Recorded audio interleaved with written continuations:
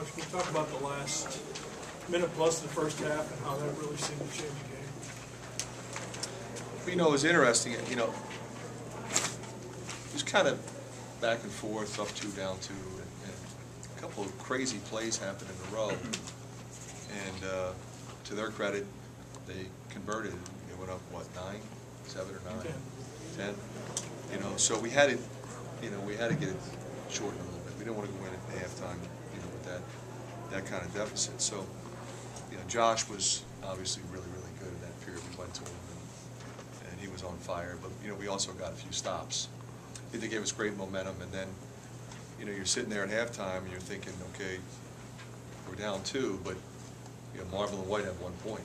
So, you know, I feel pretty good about their involvement in the second half, their ability to affect some change out there, and, you know, boy, did they ever.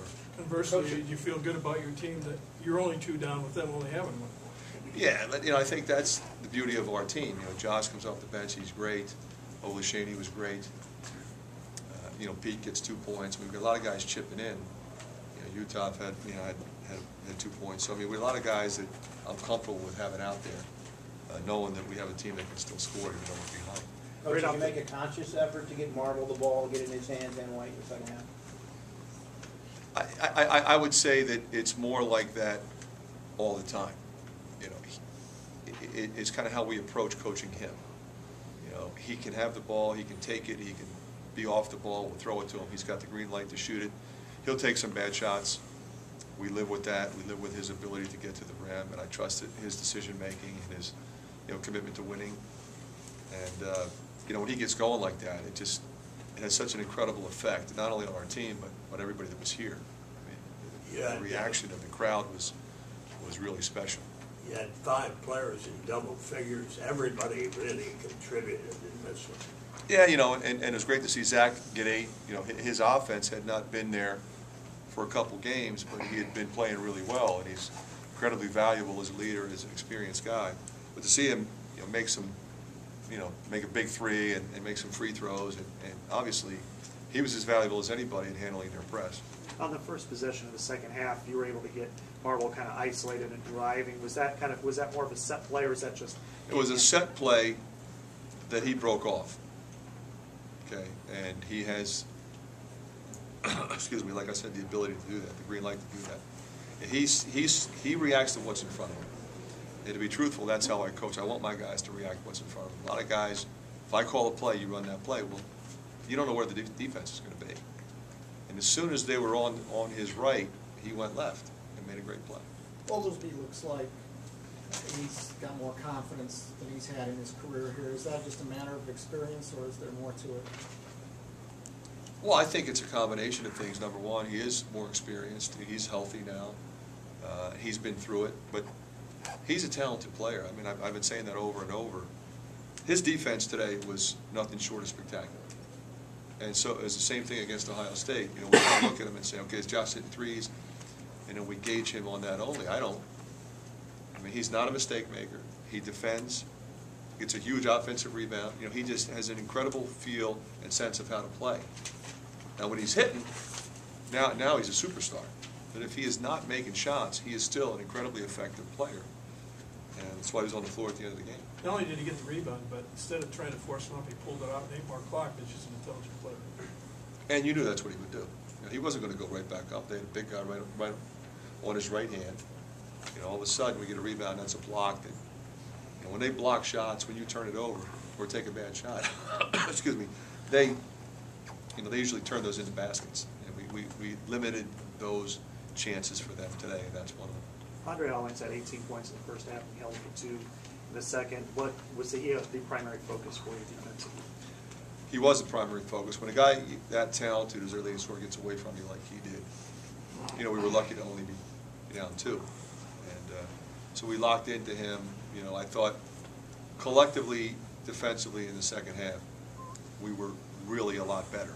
You know, we gave up a few too many offensive rebounds. A couple of times we got stops and they got to put it back in. And that's what kept it a game for a stretch there when we were on the verge of pulling away a little bit.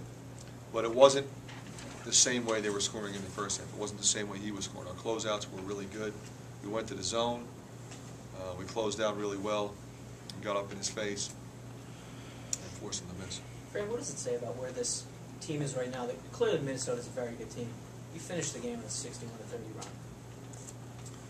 Well, you know, I think it's excuse me. It's just a further example of the talent that we have across the board.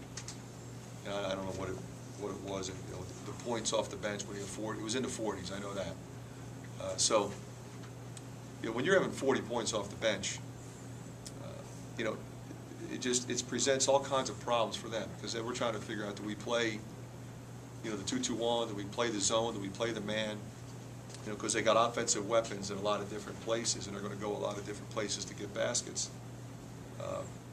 You know, you could lock in a zone and shut down one or two people. But, you know, when we keep running them in where guys are making shots and guys aren't afraid to shoot the ball and make plays, and then, you know, I thought, you know, Gabe's 6 offensive rebounds were also critical. We had one stretch where we were struggling offensively for a period of time, and he would go back and get it and give us another shot and keep them on defense, and it would wear them down because they had a little bit of foul trouble. So now, you know, they're physically in a different place.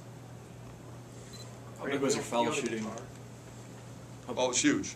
You know, in the first half, you know, we missed 6, but we were getting there, and you got to get there against this team. And in the second half, we made it. Fran, with the bobblehead, do you hone a guitar? Do you play guitar? I played a guitar when I was in elementary school. I did.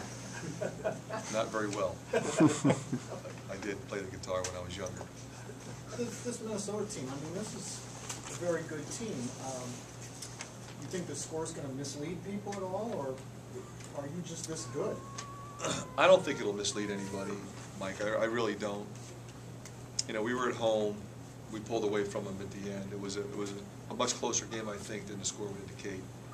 I think you look at, you know, what Minnesota has done. The way they played, excuse me, against Ohio State, Michigan, the way they came back to beat Penn State on the road. This is a team that's for real. You know, and they play hard. They share the ball. You know, they got their experienced guys playing well. They put the new guys in there who are experienced. They're just new, but you know, they're going to be a difficult team for everybody that plays them the rest of the year. With 3 games in 7, this is the first of 3 games in 7 days. Does it speed up the process of getting ready for Michigan now? Will you dive into that tonight, or will you wait till tomorrow? We've already, you know, dove into it as a staff. The players won't deal with anything until tomorrow. I let them kind of enjoy this one, you know, kind of flush it out tomorrow morning, and then we'll go to work on Michigan. But you know, Sherman has them. He's been watching them for weeks. So. They handled you guys pretty well the last time you were there. Is that a motivation at all, do you think? Or is that so far in the past? Yeah, I don't. I mean, if you can't get up to play against Michigan, you know, come on, something off. You're at Michigan. They were in the national championship game last year. They're undefeated in our league. That should be enough. When the polls do come out tomorrow, there's a chance that you're going to be a top 10 team. Do you believe at this point in time, given everything that's happened this season, that you are a top 10 team? You know, I understand why people talk about it, and I think it's great that people are talking about us that way. But I just think it's irrelevant. You know, where are you ranked at the end of the year? You know, it speaks to the fact that we're a good team. It gets more people talking about my players, our players, and I'm happy for them. You know, that people are saying that about them, because they're the ones that did it. They're the ones that worked extremely hard to take our program where we were an afterthought to being a ranked team. So, you know, I don't want to shortchange what they've done, but in terms of how I look at it, I really could care less. What's the limit for this team now? You won 2 in a row, and you got this tough stretch coming.